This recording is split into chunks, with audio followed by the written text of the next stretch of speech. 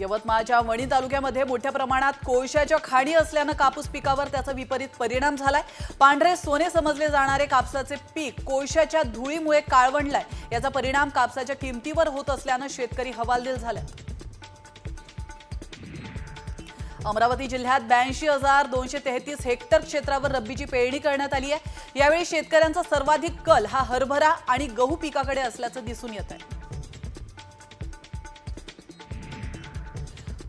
सतत बदलत्या वातावरणाचा आता कांद्यालाही फटका बसलाय। रोगाचा प्रादुर्भाव झाल्याने महागडी औषध फवारणी करण्याची वेळ आता शेतकऱ्यांवर आली।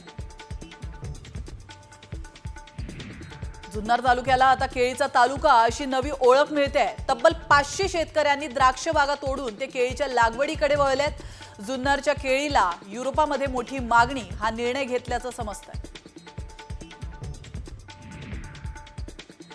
तूर पिकाच्या पिवळ्या धम्मक फुलांना थंडीचा फटका बसलाय। ढगाळ वातावरणामुळे तुरीचा फुलोरा नष्ट होण्याची शक्यता वर्तवण्यात येते।